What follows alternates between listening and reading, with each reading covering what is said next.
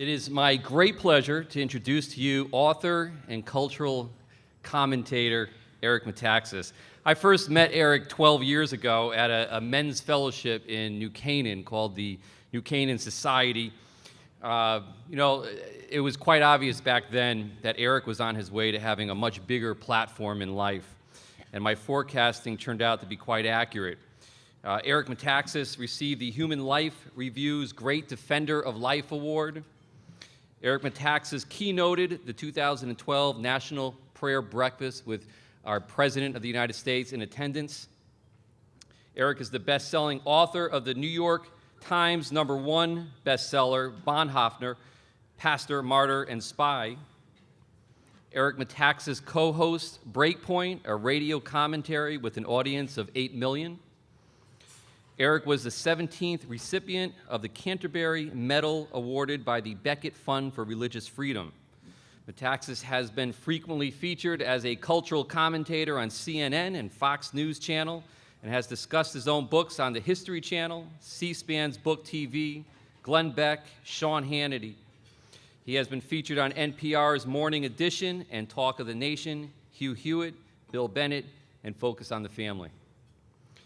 Eric has written and spoken extensively on issues of vital concern to each and every one of us here tonight. He is uniquely qualified to not only address the big issues, but he's also uniquely qualified to make you laugh. So please join me in warmly welcoming one of our great thinkers in the cultural battles of our day, Eric Metaxas.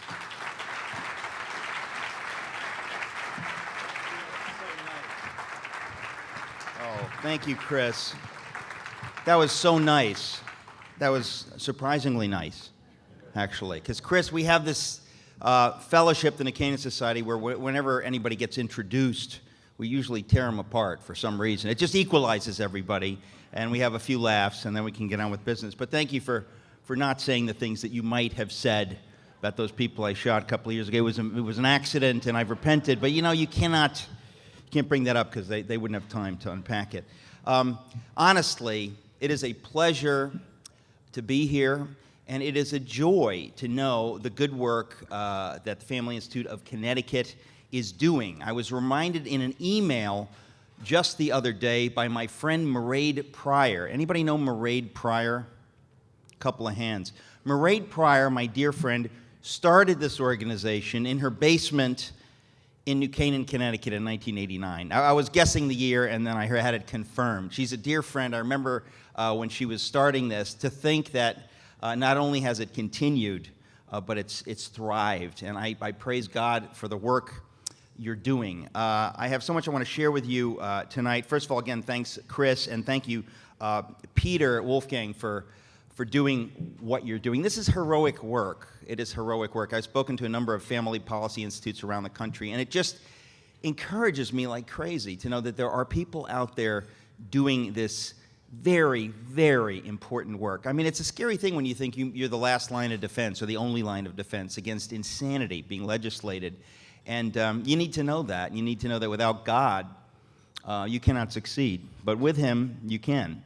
And you need to try. But I want to just share a little bit about my story and how I came to write the Bonhoeffer book. I don't know if some of you I know probably have read it. I'm going to take a poll now. How many people have you actually read the book? Really? Okay, you guys can get out because I'm just going to rehash the plot. You can just get out. Go ahead, go. Take a cigarette break, whatever you need to do. Come back in 20 minutes. Man. Okay, let me tell you about my story, which is really the story of how I came to write the book. Then I want to tell you a little bit about Bonhoeffer. All right, well, my story, first of all, I grew up in Danbury, Connecticut. Have you heard of it? Yes, it's right up there. I grew up in Danbury. It's my hometown. My folks are still there, thank the Lord. And raised really in kind of a nominal Christian home. We went to church on Sundays. I was an altar boy. But, we didn't take it, very seriously, like those fanatics like you. We didn't take it, we're not insane. I mean, come on. And moderation in all things. And so we never read the Bible, didn't really pray, But if somebody said, what religion are you? Of course, Christian, obviously, because we're not Jewish, we're not Muslim, we're not atheists, so I think we must be Christians. And, since I was Greek, obviously Greek Orthodox. So it's very simple. That was it. Well, when I went to college, Yale University, Yale, in case you didn't know, is ever so slightly secular. Did you know that? Just like this much. And to be totally fair, that's only for like the last 200 years. Before that, they were rock solid theologically.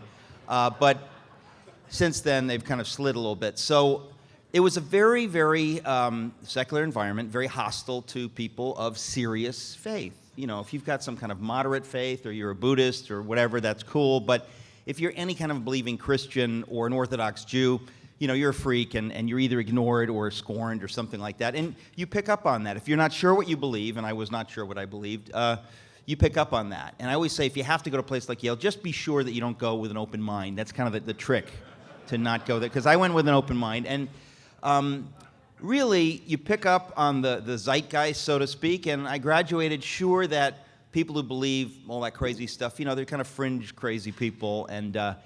And that's not the way you get ahead, and that's just not reality. And the thing is that the big questions of life, who are you, where do you come from, where are you going, the questions that we all have or ought to have if we have a moment's peace, not looking at our iPhones, which I recommend, you're going to want to know at some point in life, who am I, where did I come from, how did I get here, where am I going?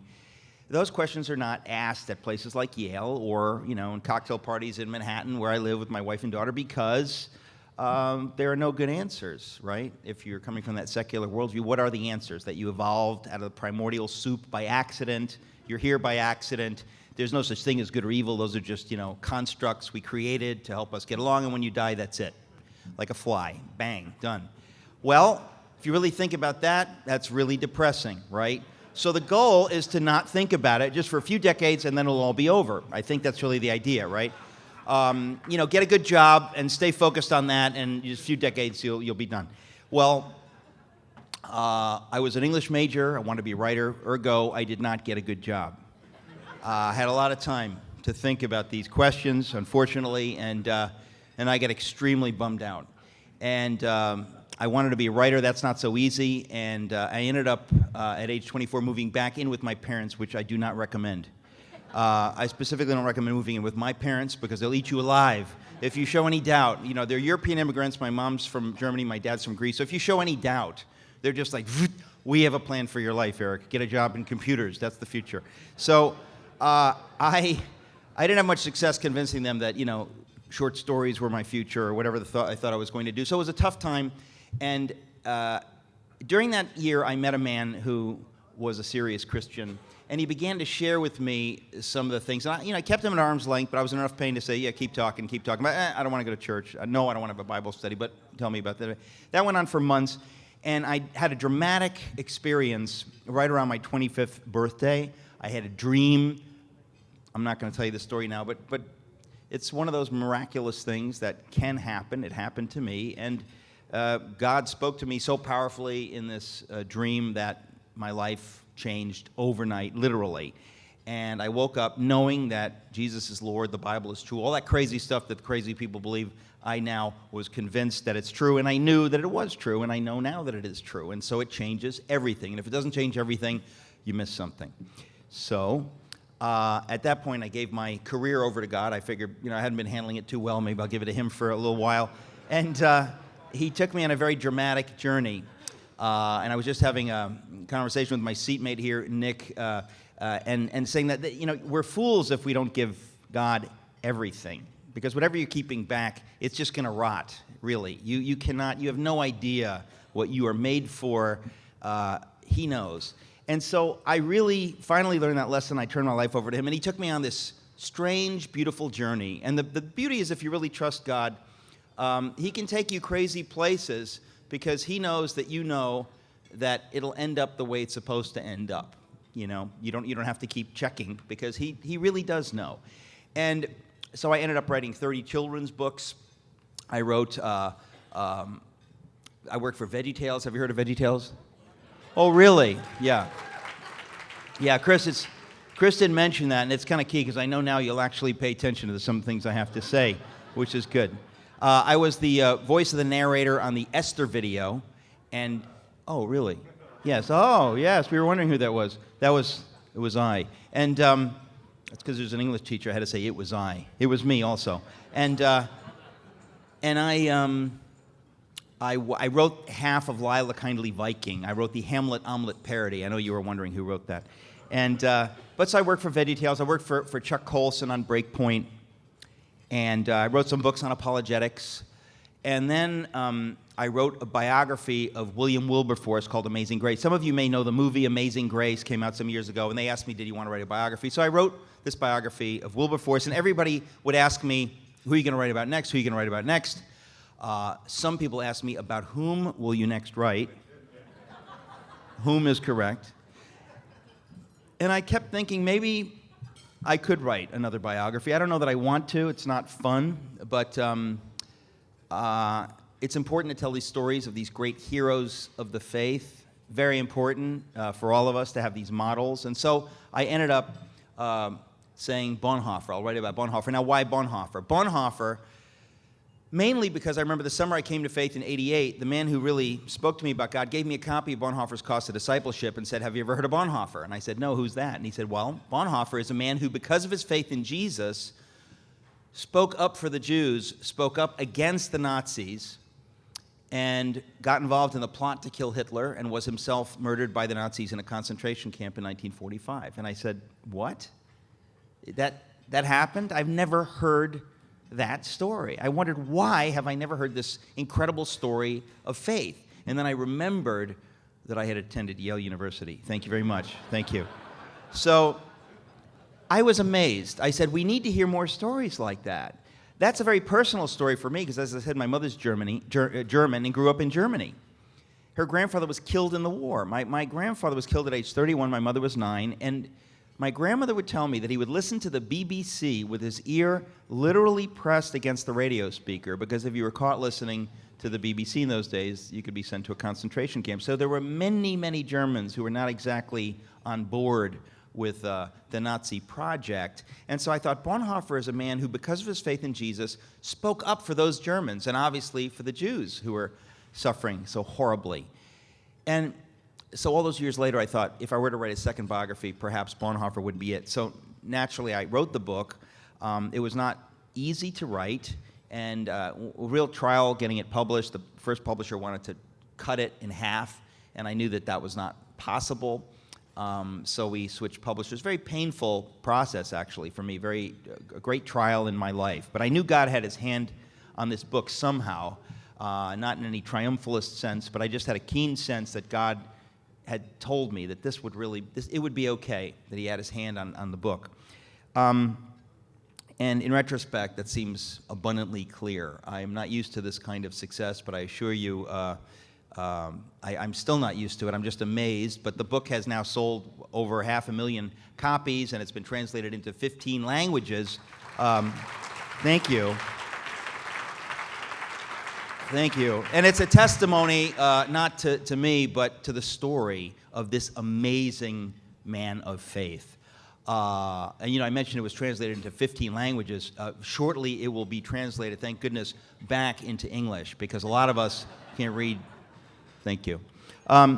So to me, that's amazing success that I never could have dreamt about. I got to meet 2 U.S. presidents as a result of writing it. I met Eisenhower and James Polk. I don't know if you know James Polk was our president, I think. Thank you.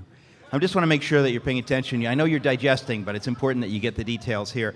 So, but I got to meet President George W. Bush, spent an hour with him in his office talking about Bonhoeffer and stuff. I'm not used to that. The son of European immigrants from Danbury, that's not a normal thing. I don't take that for granted. I thank the Lord for that. I'm profoundly grateful.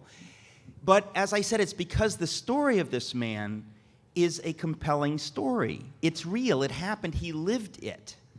And I think it speaks to us. So let me just tell you briefly the story and then have a few points on the back end of it. But the story, in brief, if you didn't read the book, or even if you did, Bonhoeffer was born in 1906 into what can only be described as an amazing family. There's just no way around that. I mean, if you've read the book, the first 100 pages are a little slow because I go into the whole family, but you cannot believe this family. I mean, they were, some leaders arise out of a vacuum. We don't know who were Columbus's parents, we don't know. But Bonhoeffer's family, they were astounding human beings. His father was the most famous psychiatrist in Germany for the first half of the 20th century. This is really before Freud, when psychiatry was much more respectable and based on science. Thank you.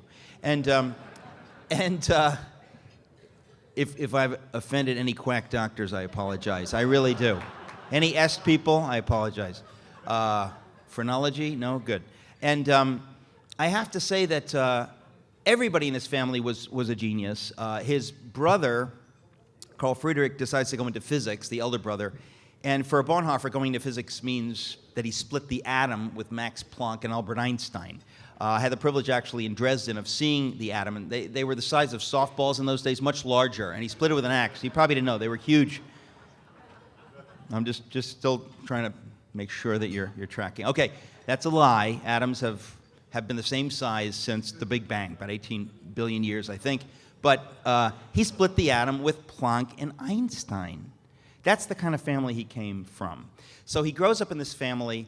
At around age 13, the brilliant Dietrich Bonhoeffer decides he wants to be a theologian. Now, what he meant by that was he wanted to be an academic theologian, not a priest or anything like that, or a pastor. And he wants to go to Berlin University. They lived in Berlin. Berlin University would be like going to MIT if you want to study, science or physics. I mean, it was the place on the planet to study theology in those days. Bonhoeffer goes there, blows away all of the theological legends on the faculty, and gets his doctorate in theology, at age 21. Anybody get their doctorate at age 21? I'm always curious. Anybody? Don't be shy. Me either. Although I think I can say this publicly if Chris doesn't mind. I just began work a month ago in earnest on earning my honorary doctorate. That's going to happen. I'm working on that. I'm writing the honorary dissertation right now. And, okay. But imagine the mind of a man who gets at age 21, he gets his doctorate from the finest place on the planet to study theology. People like Karl Barth, the theologian, are raving about Bonhoeffer's dissertation. Now, what does he write about on this high academic level? He writes about this question: what is the church? Bonhoeffer wrote about that, and in the course of thinking about that on this very high academic level, he comes to learn that he actually loves the church itself, and not only wants to be an academic superstar, but also wants to be ordained as a Lutheran pastor. You couldn't get ordained until you were 25 in those days, so he decides to, spend some time doing different things. He spends a year in Barcelona, Spain, as the assistant vicar at a German-speaking congregation there, and then at age 24 comes to America, where he goes to New York City, ostensibly to study at Union Theological Seminary, although, having gotten his doctorate from Berlin University at age 21, this was kind of like slumming for him. There's no question about it. He didn't expect to find much by way of theology at Union, and it's true that he was not disappointed. He was really kind of scandalized by the shallow theology. There were liberal theologians at Berlin University, and he basically disagreed with them, but he respected them as academics, and he learned a lot from them. When he came to New York, the liberal theology he thought very sloppy, very shallow. It was basically anti-fundamentalism, right? Fundamentalists are idiots, and we're not. That was about it. And he was a little bit scandalized by it. There was a lot of good, social work and so on and so forth, but he was wondering, where's your theology? You show me the work, right? It's like you got the right math answer, but I need to see the work. There was really no theology, no biblical basis. But his time in New York at age 24, which was 1930 to 31, had less to do with his academics, much less, than what he did outside of that. He really came to New York, I think, for the cultural experience, and he, early on, I guess it was only a couple of weeks that he was here, it must have been September 1930, a fellow student, a friend of his, an African-American student from Alabama named Frank Fisher, invites Bonhoeffer to join him up in Harlem to visit the Abyssinian Baptist Church. Bonhoeffer, being culturally very curious, the whole family they were culturally curious. They knew about every kind of art, literature, painting, and they were interested in every kind of culture. And he says, yes, I'd love to go visit this African-American church in Harlem. And so he goes up there, and frankly, it changes his life. What he experiences in that church that morning was unlike anything he'd ever seen. He saw a church filled with people who seemed to be actually worshiping God and not just going through the motions. He'd seen a lot of going through the motions, a lot of religiosity in the Lutheran circles, a lot of fussy, liturgical formality, but he didn't see the vibrance and the faith and the life of God so much. But when he goes to this African-American church, he cannot believe the vibrancy of the faith. He sees people praising God, palpably worshiping God. The preaching was fiery gospel preaching, and it wasn't just theological, right? Because sometimes, you can get people who, they're really excited about theology, but not so much about God, and as long as you believe this, you're fine, and, you can go. Well, this was really preaching into people's lives about living the gospel out, and he was so taken with it that he decides that Sunday to go back to this African-American church in Harlem every Sunday that he can while he's in New York. And he went there many, many, many times, got involved in the congregation, actually taught Sunday school there. And it's an extraordinary image of this tow-headed, bespectacled Berlin academic going up to Harlem to teach Sunday school in this African-American church. It was the largest church in the country at the time. They did not have a Starbucks or childcare. I know. But can you imagine? And so when he goes back to Germany in the summer of 31, everybody can see something has happened. Now, he was not theologically liberal or a non-believer. I mean, when you read in my book, Bonhoeffer, I put what he wrote, some of the things he wrote before he went to New York. And it's clear that he understands the faith. He really gets the gospel profoundly, extraordinarily well. But something happens nonetheless in New York. I would say God gets a hold of his heart in a way that God had not before. And his friends see this, and Bonhoeffer begins to take church more seriously. He was less interested in impressing people with his academic theology than with impressing God with his obedience, if we can just put it into one sentence. And what he was speaking from the lectern when he spoke at Berlin University as a professor was not the kind of thing you would hear normally from theology professors in those days, especially at Berlin University. He talked about the Bible as the Word of God. He talked about God as real, as someone we need to know personally. The Bible is something we need to study it every day and expect God to speak to us through His Word. That's pretty dramatic if you don't believe God really exists. So Bonhoeffer was different. He would speak differently from the pulpit as well. When he was preaching, he would also begin to say things, political things, because the Nazis had come to some power, I should say, in 31. In 30, when Bonhoeffer left and came to New York, the Nazis were the 9th largest party in the Reichstag.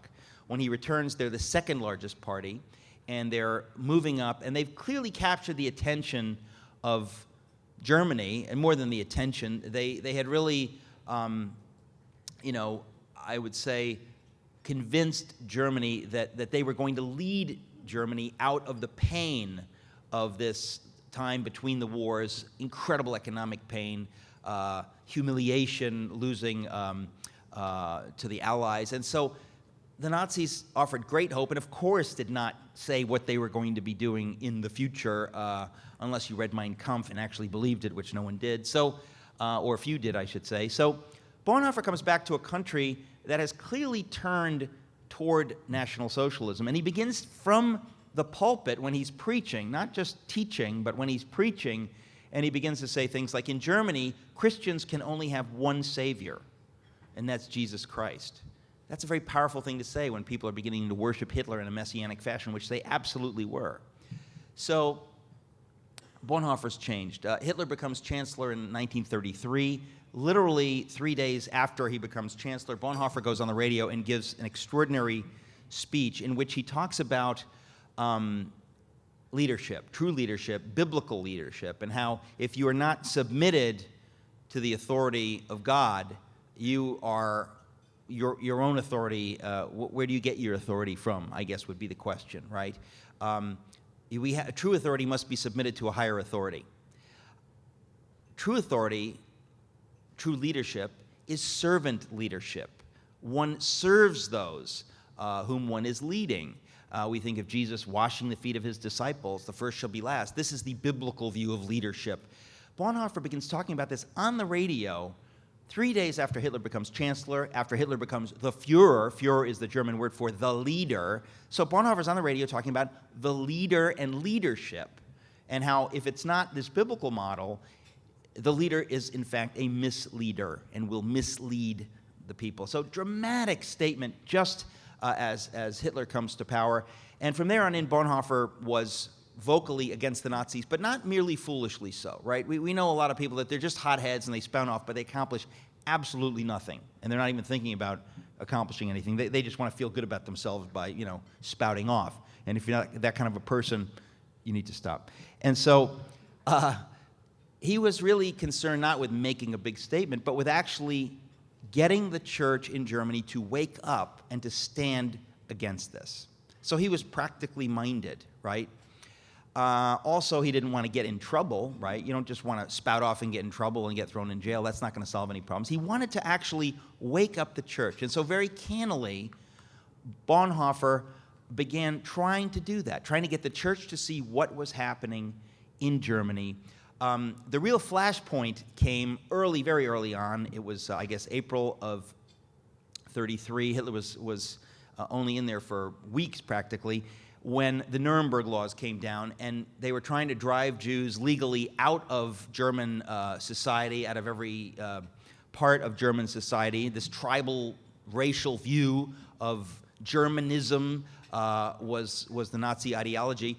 But the flashpoint was that the Nazis thought they could get the church to go along with this, because there was no separation of church and state in Germany, and the church had always been a part of the German state. And many countries have had a cozy relationship between the government and the church, and they've never had to deal with that.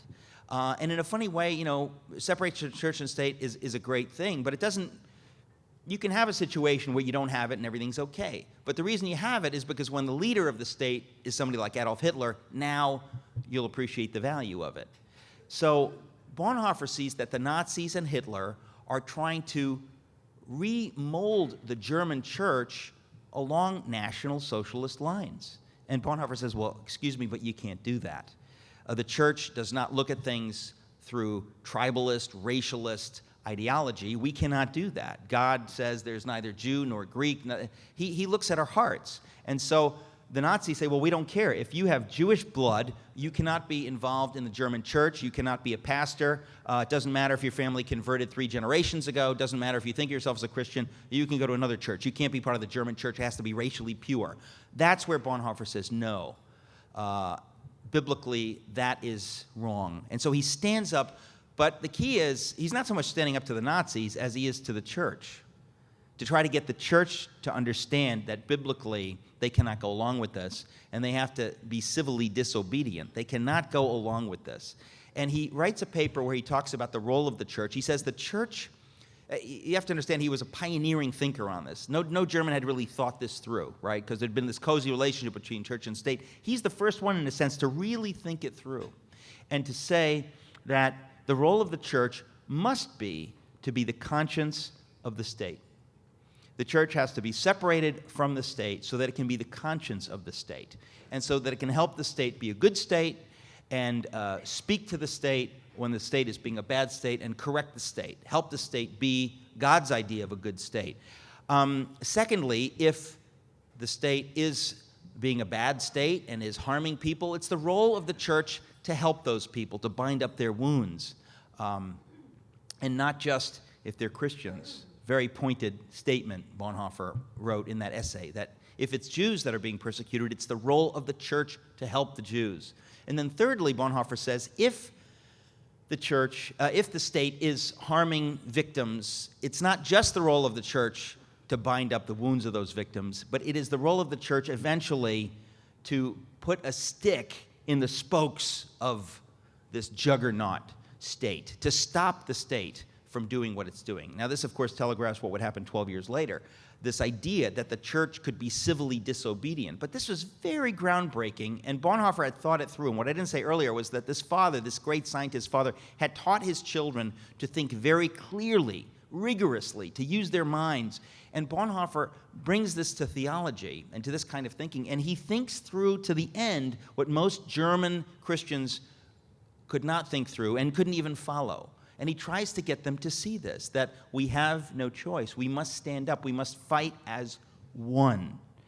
The liberals had their reasons for disagreeing. The conservatives had their reasons for disagreeing. It's the same today, isn't it? The conservatives said, I don't want to be involved in politics.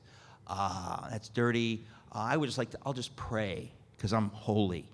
And, you can do that dirty stuff.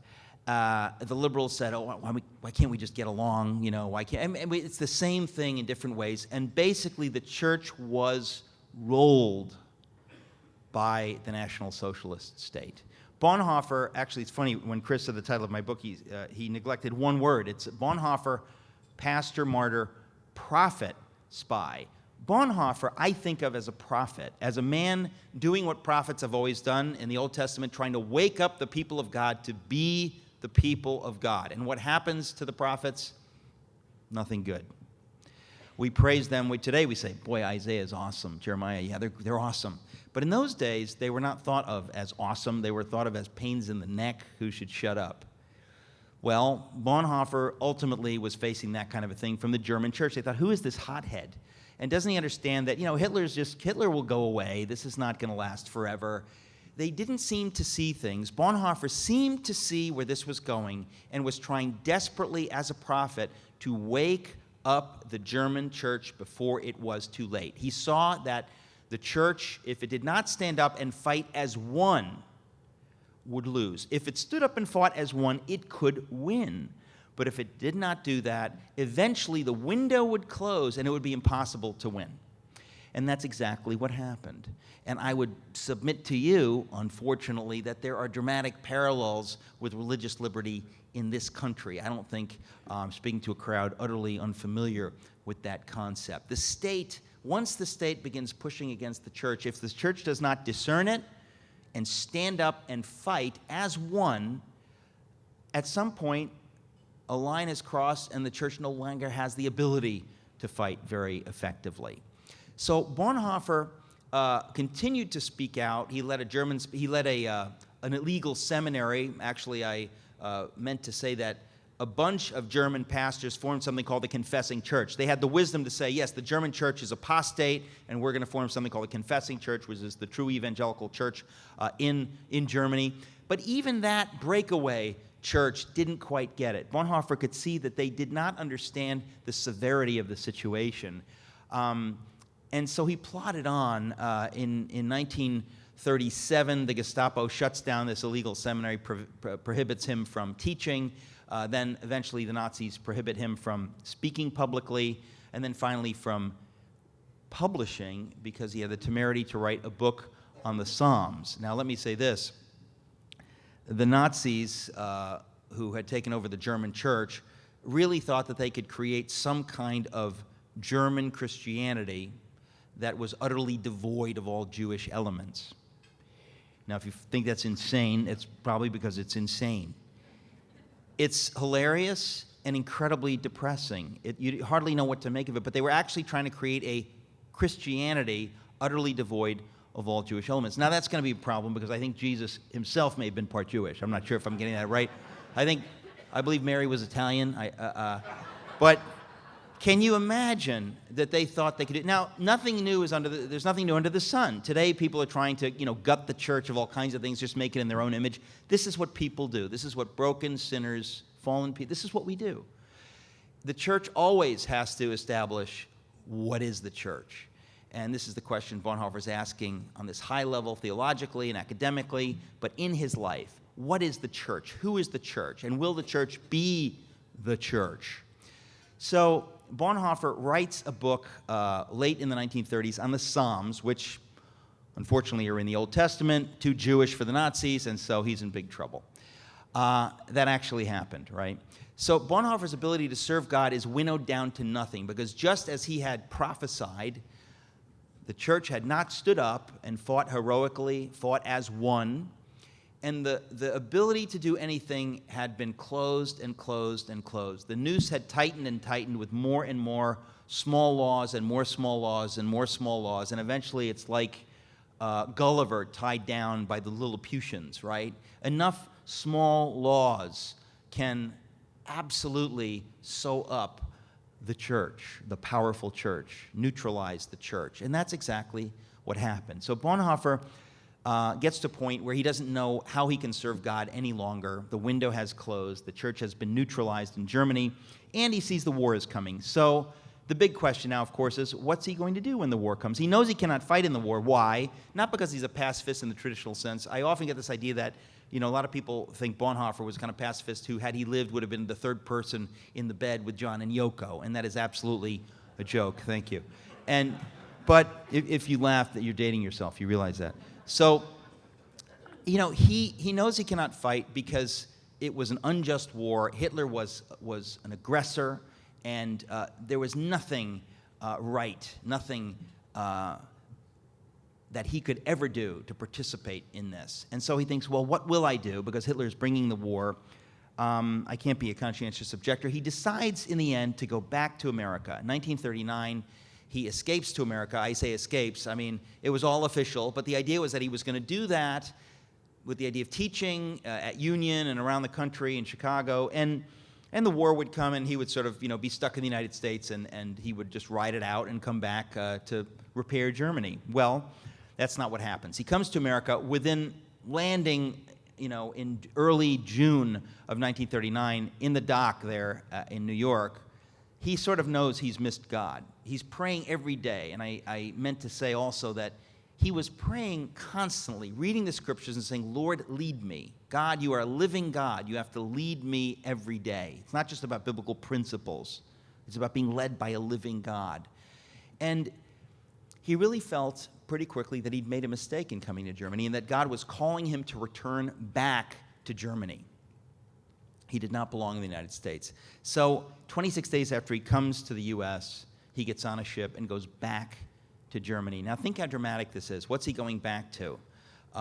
Probable danger, perhaps death, but he simply felt God calling him to do this, that he was being called to get involved in the resistance, in the conspiracy against Adolf Hitler. Now that had existed throughout the 30s,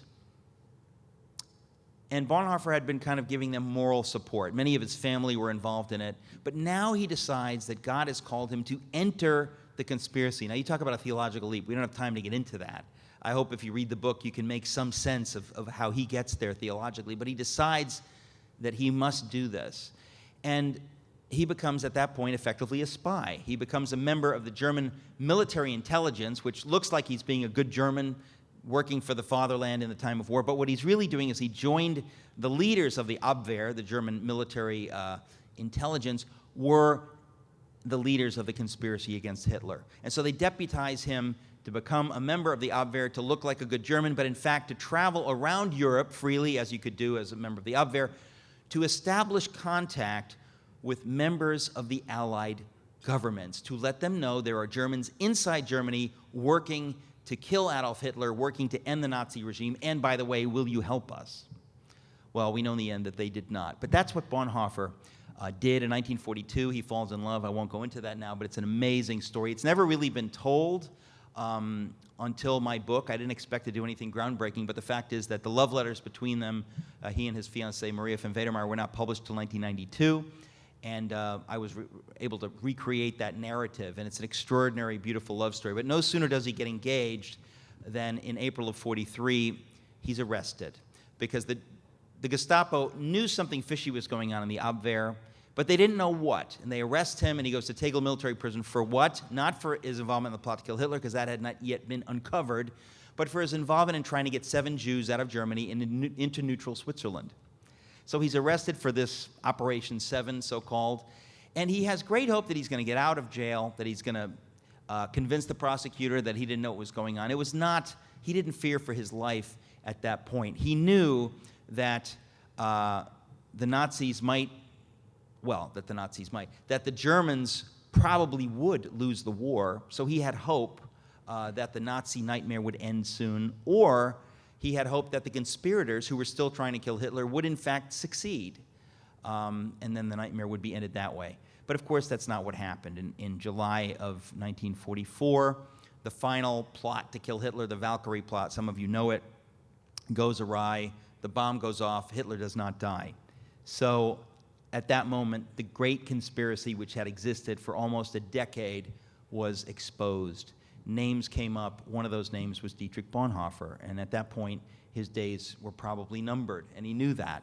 He's transferred to the Gestapo prison, then to some barracks outside Buchenwald, and on April 9th, 1945, which is to say 3 weeks before the end of the war, he's executed by the Nazis at Flossenburg concentration camp. Now, that sounds like a sad ending, and on one level, it is a very sad and tragic ending, but Bonhoeffer would be the first in line to rebuke us if that's all we saw. Just as if all you see is Good Friday, you're missing something kind of big.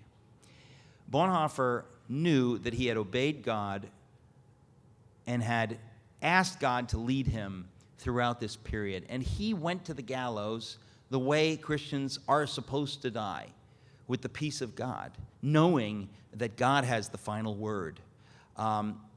There's great evidence of that, so that's not just hopeful, wishful thinking on my part. But what Bonhoeffer lived out, to me, is a lesson for us in America. I really have come to the conclusion that the reason God called me to write this book has less to do with the idea that we need just one more hero, although we do, but there are parallels to us today. The number one parallel, I think, has to do with religious freedom. When the state begins to dictate things, as has just happened in our country with the HHS mandate, for example, this should be chilling to all Americans. The idea that the government can tell people of conscience, people of a certain religion, that, listen, by the way, you can stuff your religion, you will fund things that you consider immoral, abortifacient drugs, abortion, contraception, you will do that. And we don't care about your stupid little Catholic religion. You can do that in the building, but when you come out of that building on Sunday, the state owns you. That is the beginning of the end of the United States of America. That's a red line. And if we don't see that as a red line, and if we do not, like Bonhoeffer, en masse, with others of faith, stand and fight that, at some point it will be too late to fight. I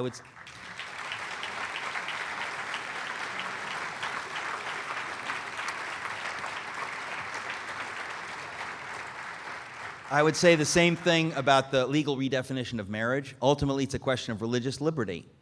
We're already seeing this, that, if Americans are live and let live people, we say, well, you do what you want, If that were the case, that's a different conversation.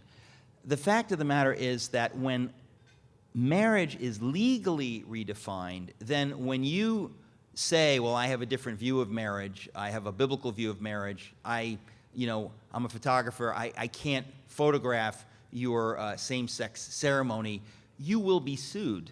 You will get. This is already happening, by the way. I guess you're a bright crowd. You read about this stuff, okay? If you refuse to bake the wedding cake, we can shut down your bakery. Suddenly, the free exercise of religion guaranteed to us by the founders in the Constitution is thrown out.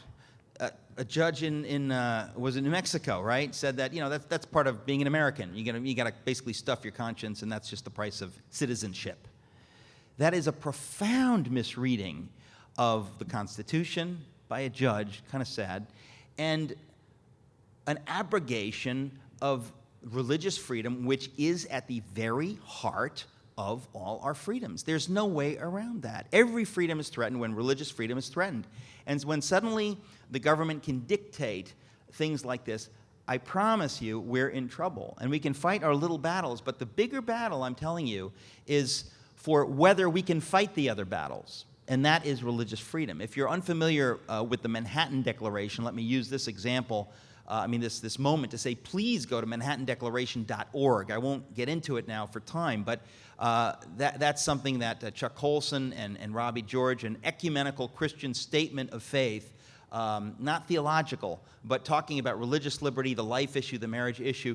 This is the issue of our time, and the Bonhoeffer story has awakened me to this. I was not interested in this, much less awake to it, just a few years ago. But when I see the parallels of how this man, this beautiful man, this was an amazing human being, brilliant and profoundly faithful, was trying to wake up his church, and he failed.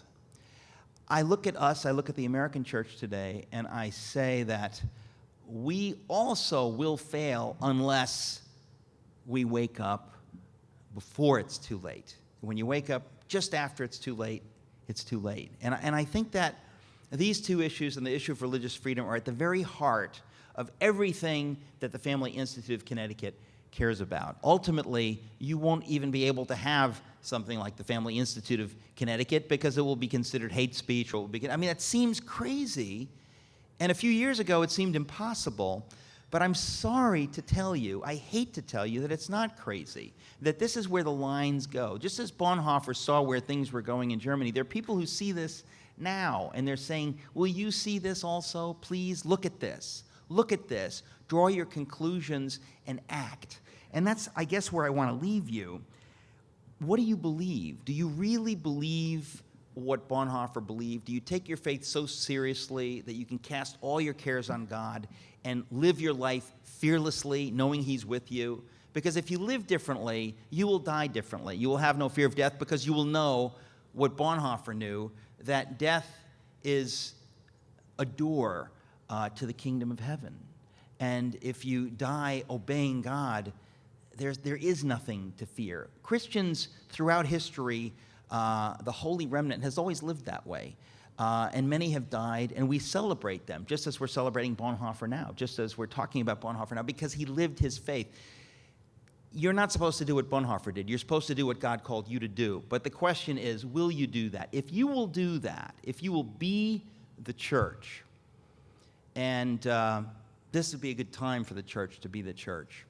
If you will link arms with your brothers and sisters and fight these battles as God calls you to fight them, loving your enemies even as you battle them in legislatures and in the culture, God will bless what we're doing. And then whether we win or lose in the natural, we will win because we will have obeyed God's call. To me, the Bonhoeffer story, this life, he lived this, it is a wake-up call to the American church. You are all activists in that sense, and so to talk to you is a privilege. I want to say that I really am encouraged when I see videos like this, when I meet people like Peter Wolfgang, to see that people are faithfully doing this. But I just want to tell you that you've got to fight the battle God's way, and you've got to be all in. You know, if you have money, you know, God gave you that money for His purposes, and you must know that.